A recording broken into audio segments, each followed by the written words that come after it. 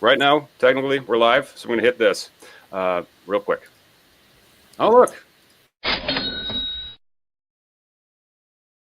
Take it away, man. Welcome back to the Talking Hedge. I'm Josh Kincaid, and this is your Cannabis Business Podcast. Today, we're going to be talking about vaping. Can it cause lung disease? Also, Illinois, what does it take to get an application? And top 5 cannabis scandals. On the line with us to help us digest all that is the Illinois lawyer, Tom Howard, and host of Cannabis Legalization News. Thanks for being on the Talking Hedge. Thanks for having me, Josh. I appreciate it. How to get into Illinois. So there's a Yahoo Finance article that if you want to apply for an Illinois cannabis store license, you got to start with a list of what to do. So they break it down into like 5 different things on how you should begin. Being an Illinois business attorney, I figured the perfect person to kind of break these down for us. So the first one is to locate a city property for the retail cannabis establishment. Obviously, location. Right. Are you seeing somewhere like where I've seen in Phoenix where a license went for $20 million? Are you seeing specific areas that are commanding more than another? We can't see that yet simply because we're still in the induction phase, and the application's not slated to be released for another few weeks, and that may be delayed simply because of how complex the whole process is. The thing that I am seeing, though, is that there will be communities that will opt out of allowing them there, and so that will create effects of where the actual dispensaries are located, at least in terms of geography. So if a city prohibits it, they might be a dispensary on that edge of that town where it is permitted. Or you're looking at first making sure that the local municipality has zoned you to be able to operate that cannabis business. And then from there, it's like anything else in real estate. Yes, it is the location. So you look at the entire area of where it's allowable and say, based on all of these are good places for us to look. And then you, of course, go and you approach the realtor. But interestingly enough, in Illinois, for your dispensing license, you do not have to disclose an address. You just have to disclose an area in which you want to operate the dispensary. Then you have 6 months in which to disclose the address. And then, of course, another 6 months from that first 6 months to open your doors. So you actually have 1 whole year from the time that you win the license. A lot more lenient than Washington. You had to have that first. Yeah, I mean, we did have that for our medical round, but then the legislatures determined that it was in everybody's best interest to edit that out simply because a lot of landlords knew that they kind of had you by the cojones, and they would create like, oh, no problem, you can put our name on your application. That'll be a small $10,000 security deposit. And then, of course, the applications, while not to the almost 10 to 11 to 1 ratio that they had in Missouri, like went up to like 4 to 6 to 1, depending on which area you were trying to get the license in Illinois for medical purposes 5 years ago. So, they wanted to try to bring down the cost to entry. And one of those ways to bring down the cost to entry is to take the landlord out of the equation. You still have to provide like schematics and blueprints, under the impression that one piece of commercial real estate is identical to another, which isn't really true, but square footage is square footage. Mm-hmm. So the second thing to look for is documentation, right? Just like anything, you want to have your documents and organization structure to include anything and everything. But then it goes in to say that also you should consider a social equity program. I know you've covered that on some podcasts. And so what they're saying is that to document the social equity status, to reflect the ownership and management structure, keep all those documents. Mm-hmm.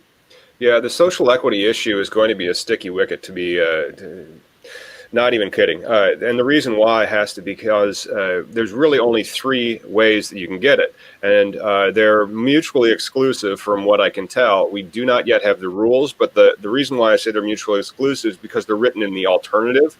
And so the first one is 51% ownership and control. Ownership and control is defined in the law to be that you have to, of course, have 51% of the actual ownership of the corporation or the corporate entity, but also then exert control, like in your day-to-day operations of the business.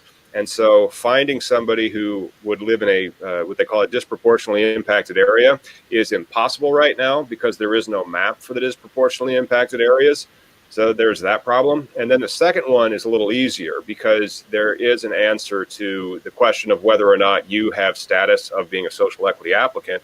You have to have been arrested or worse for possession of up to a pound of cannabis or distribution with the intent to distribute of up to an ounce of cannabis. So if you have one of those infractions in the state of Illinois, of course, then you are a social equity applicant. The same 51% ownership and control restrictions also apply.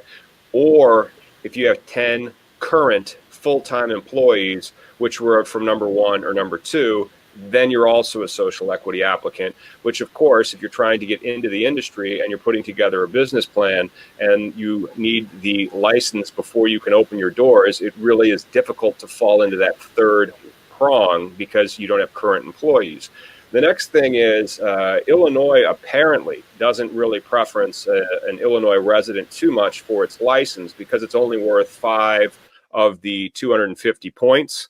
But that's not necessary, or like approximately 2%. But that's wrong because the social equity applicant aspect of it is 20% of your score, and only Illinois residents can be social equity applicants. So in theory, 22% of your score is by being from the state of Illinois. And you need to be there 5 years, which is an eternity in this.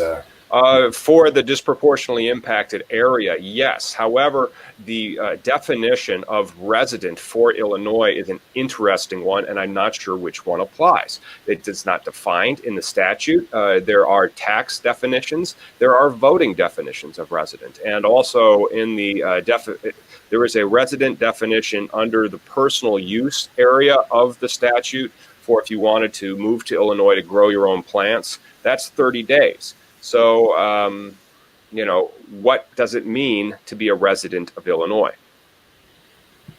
You should ask a business lawyer. I know one. Well, that's one of the problems. I can give you the answer, but I still have to speculate simply because there isn't an answer, at least officially, when it comes to rules. So Illinois, despite, being three weeks away from when we're supposed to get the application and a few months away from when we're supposed to have legal cannabis, there are still a lot of things that we can't answer to our clients. And it's like, well, we're waiting for the state, and I'm sure they're doing their best. It's just it's a difficult thing. Meanwhile, you're supposed to operate, right? And so that's the funny part in Washington. 5 years on, you still can't just operate. You're constantly working on eggshells, wondering what's going to drop next. And making sure that you have enough financing to ensure operations is critical. So point number 3 on this Yahoo Finance list of what to do if looking for an Illinois license is to create a pro forma that shows how the business will be capitalized and operated in a profitable manner.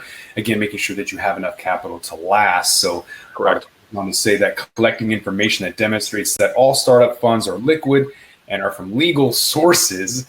The pro forma should be realistic and tied to the overall business plan, ensure that the revenues and costs are realistic given current market prices. Which, of course, is very, very difficult because when you ask somebody to come up with a pro forma and he's like, I got an MBA. I'm like, well, how much cannabis experience do you have, Mr. I have an MBA, or I have a CFA, or I'm a CPA, or I bleed business plans and, financial statements. Cool. I'm glad that you do that. But how well do you understand the cannabis industry so that when you put together that pro forma and then we look at your financial projections, we can understand them and say, like, yes, we have confidence in them because they came from this particular source and they do nothing but make these, and they've been in the industry for this many years.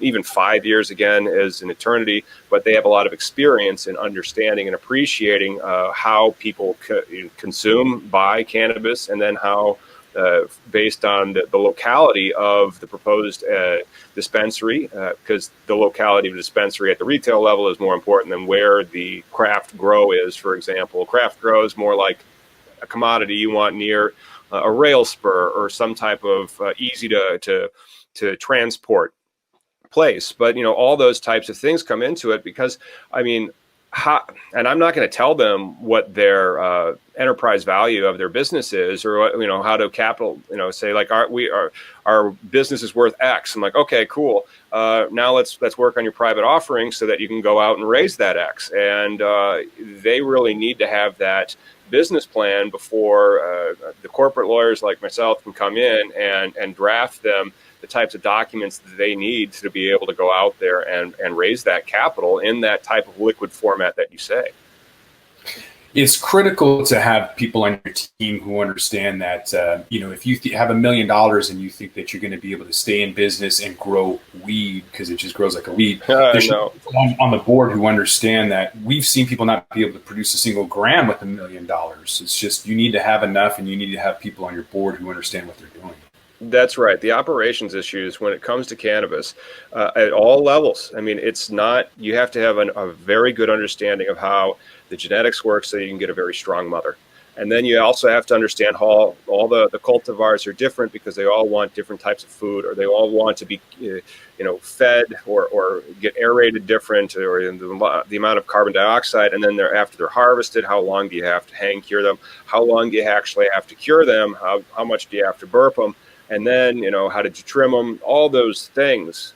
There's just so much stuff that people gloss over. And the reason why it's a green rush or any other type of these boom bust cycles that we have, where there's an immense amount of greed into the factor, people tend to kind of skip over all the steps that are required to do the operations to make those types of cash flows. It's like, I get licensed, I'm rich. I'm like, no, you're missing several integral steps, bro.